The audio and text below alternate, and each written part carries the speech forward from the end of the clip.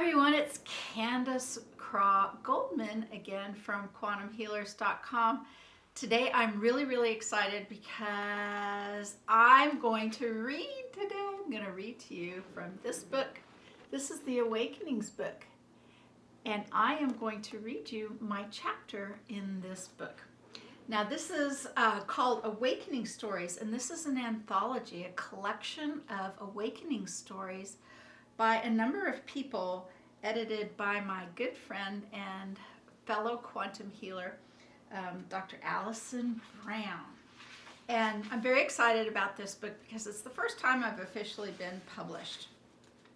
I'm also very excited about this book for other reasons. So there are 23 authors to this book. So there's 23 different chapters. And I've marked all of the chapters that are written by Beyond Quantum Healing practitioners, or those who've taken the class. And there are 1, 2, 3, 4, 5, 6, 7. There's 7 of us here. And the really cool thing for me as a modality creator is that in the glossary of terms, there is a reference to the definition of BQH and Beyond Quantum Healing because it's mentioned so many times in the book, which is such an honor for me. I can't even tell you. I think I'm more excited about BQH being in the glossary almost than my chapter. I really am. It's very thrilling, and I couldn't be more grateful. So I'm going to start by telling you this.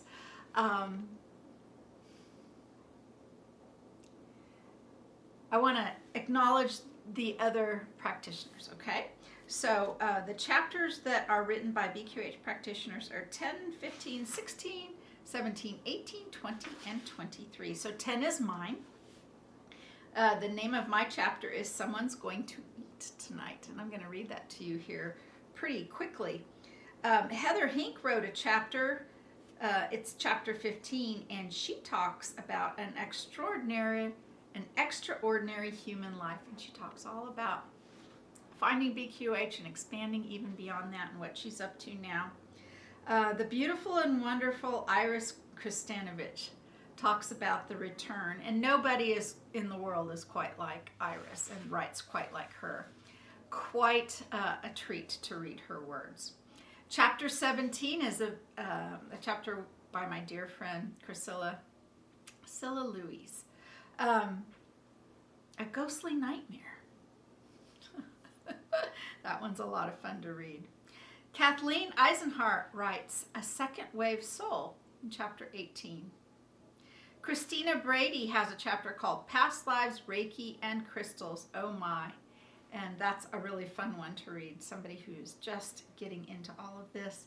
And then the wonderful Jen Wirtz, Consensus Reality is the name of her chapter, and she finishes up the entire book by writing chapter 23. So, of course, we want to give credit and acknowledgments to Allison Brown and the others who helped put together the Awakening Stories book, Palm and Lotus Publishing, okay?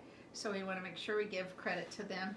You can find this book on Amazon.com. You can also contact me and I can get you a signed copy. As a matter of fact, I even have these things. Look what I have. I have some little stickers there. Get an autographed copy. Yes, you can, if you should so desire. I really encourage you to pick up this book. There are so many interesting, completely different stories in this book. All right, so, and I do want to say that I'm especially fond of the chapter that follows mine by a lady named Kate Coldren, because it's all about horses. And you all know how much I love the horses. And anyway, yeah, what a fantastic book. So I'm going to read you my chapter. Someone's Going to Eat Tonight, chapter 10, by Candace Craw-Goldman. I looked at their faces. They were my community, my tribe, my family. They would soon take my life. They were gleeful upon approach, shouting, grunting with pleasure. This was going to be easy. Holding their sharpened hunting sticks high above their heads, they began to point and jab them at me. They wanted me to throw myself off of the cliff and save them the trouble of physical contact. But I stood my ground. They would have to pierce my flesh. They would have to force me. They would have to feel my skin break and have my blood on their sticks. I would be sovereign for my last breaths. They pushed the little ones in front of them, encouraging them to participate. The last beats of my heart were excruciating as I looked into the children's eyes. I felt anguish, not for myself, but for them. Life just didn't have to be this way. I felt the air sweep my face as I fell. I smelled the sweet summer plants and their blooms as my body knocked against the cliff face. I braced myself mentally for impact at the bottom, but was surprised none came. Everything was more difficult living alone, but hunting was the hardest thing of all. I only had one set of eyes. Hunting was ever dangerous. Hunting by myself, I felt terrifyingly vulnerable.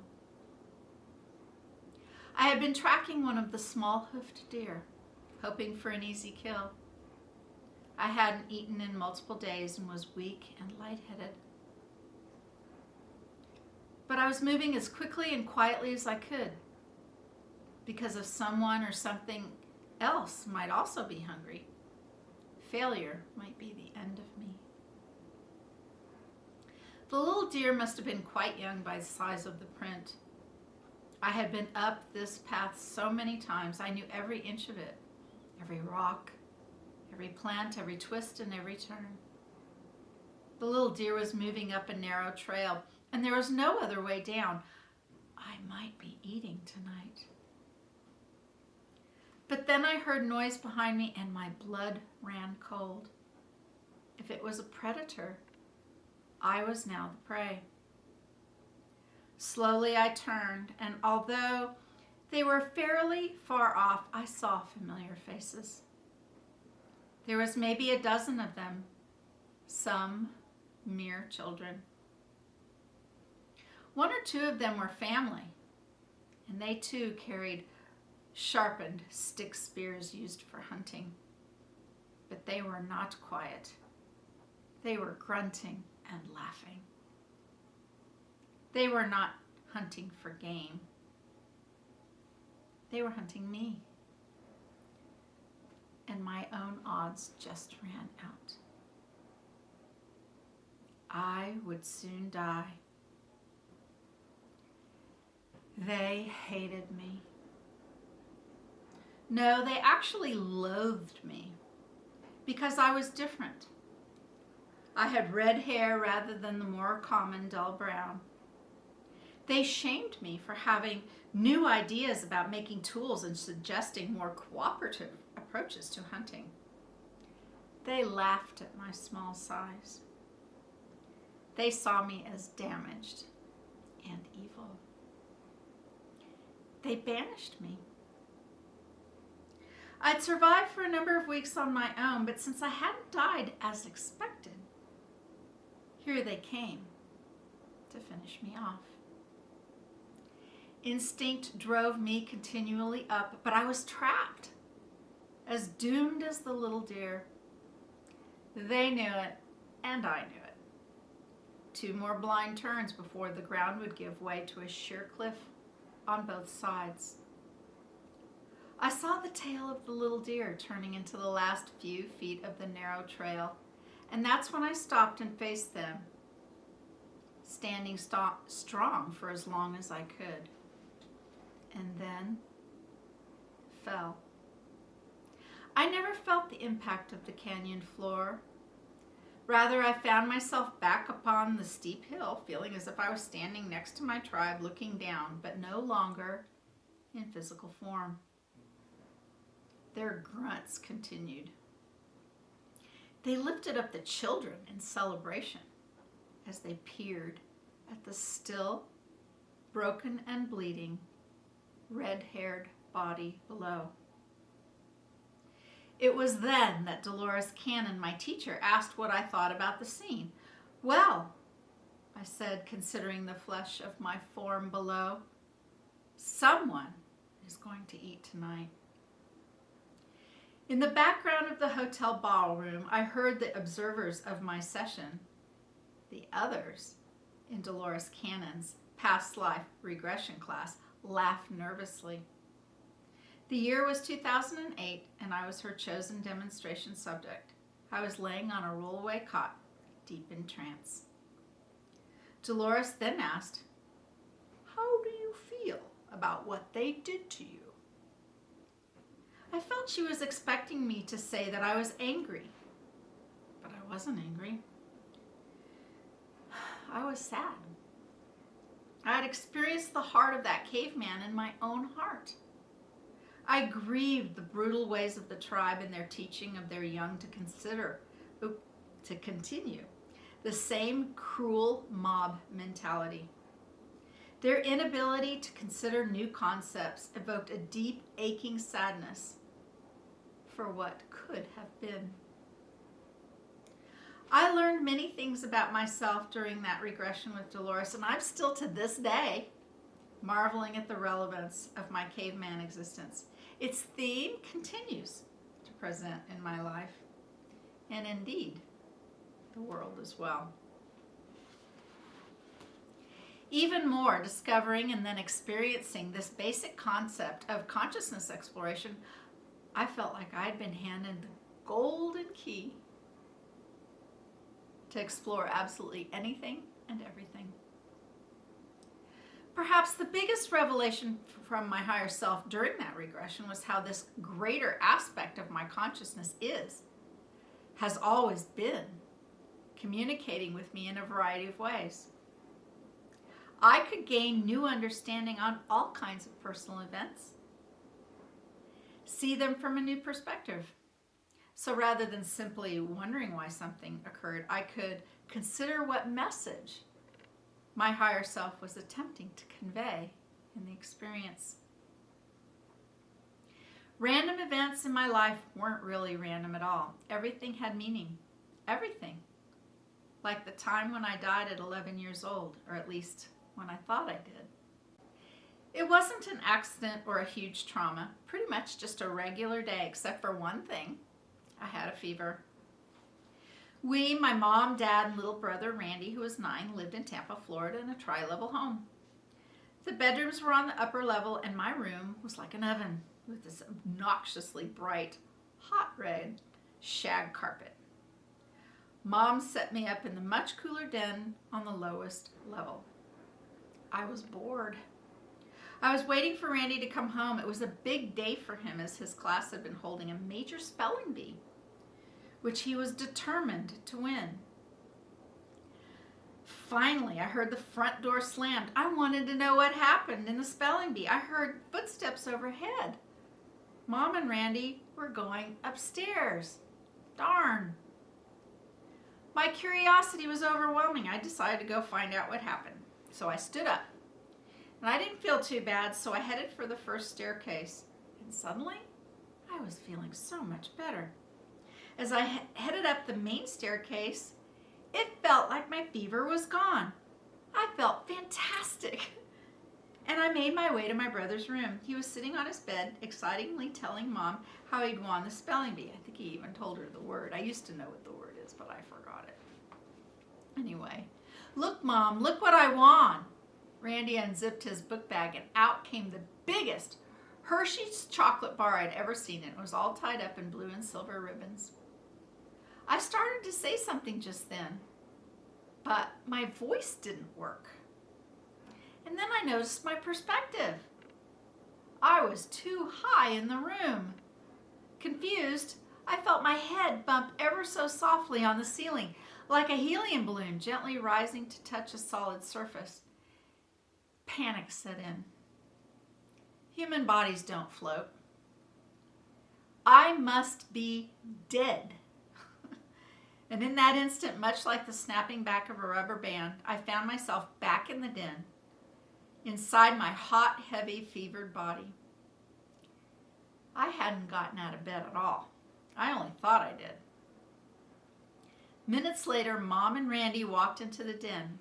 Randy held his huge Hershey bar over his head as the blue and silver ribbons streamed down around his smiling face. Exactly the thing I saw him hold when I was upstairs on the ceiling. I may have only been 11, but I came to a simple and obvious conclusion. The person I knew as me was not inextricably connected to my physical body. Somehow I left that body, and yet I still felt like myself. I traveled to another location and watched what was happening and heard people talking. Everything I believed about life and reality changed that day. My higher self's message was pretty clear, but I didn't have much context or anyone to talk about it.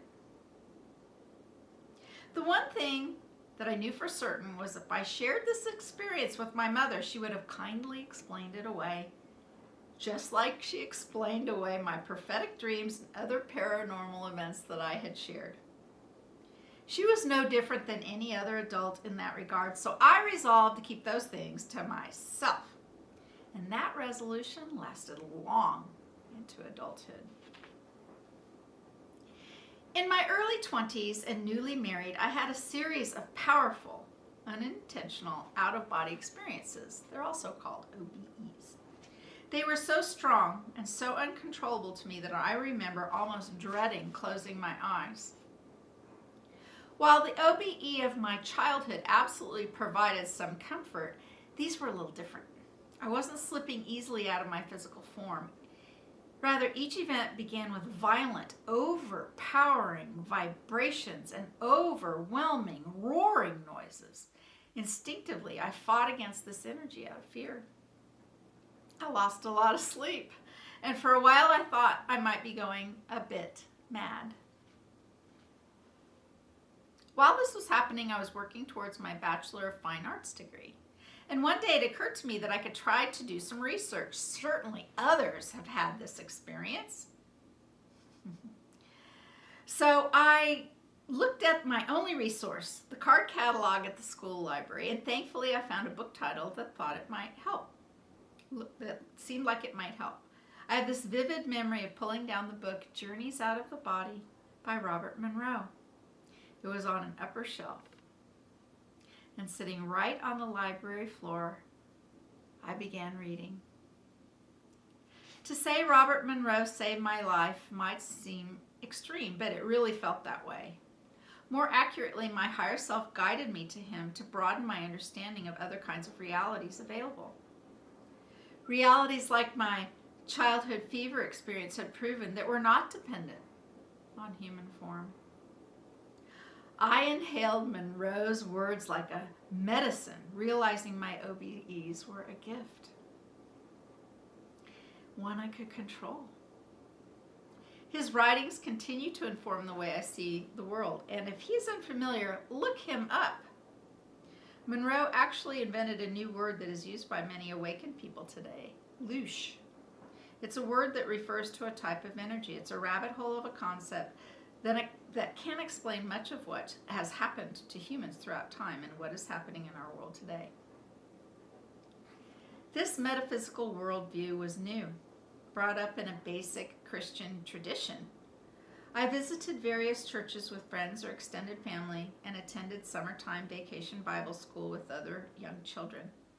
I sometimes asked uncomfortable questions to the adults in charge. Their responses were nonsensical, often robotic, and did not ring true, which confused me. If the grown-ups didn't know or couldn't adequately, convincingly explain the origins of life and the purpose of humans and what happened exactly after we died, who in the world could?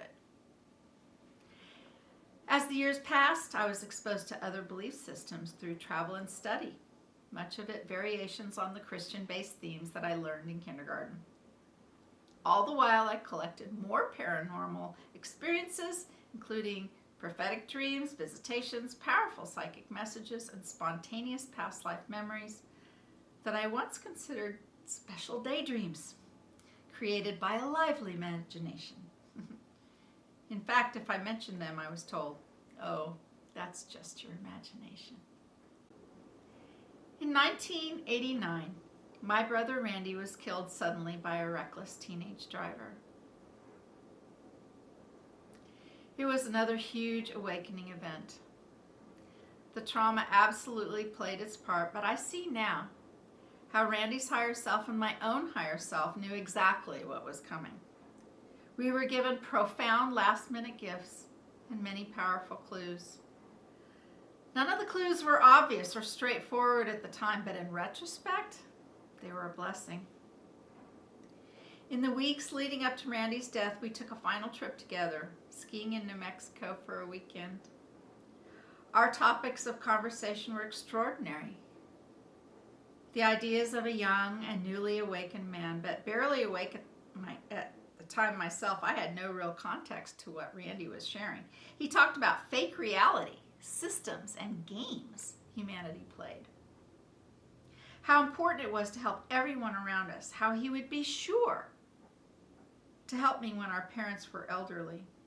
He introduced me to the concept of synchronicities, and in particular, the 1111 on a digital clock, something I had never noticed myself. I have come to understand that synchronicities, and especially time prompts, are like winks or confirmations from the universe. For a long time, I thought the 1111 was simply Randy saying hello. Exactly 1 week before he died, Randy and his fiancée were dressing up to go to a formal dance. Randy became agitated and distraught. He was certain something terrible and horrible had happened to me. Those were in the days before mobile phones. I was completely fine, just unreachable.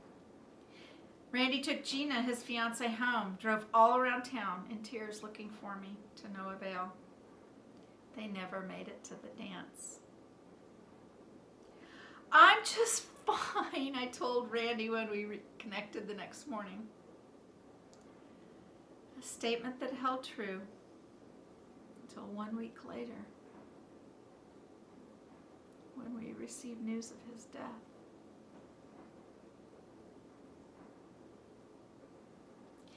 The weeks and months following Randy's death were filled with paranormal activity, physical manifestations, overwhelming dreams, and after-death communication directly from my brother. I felt like I was in a completely different world.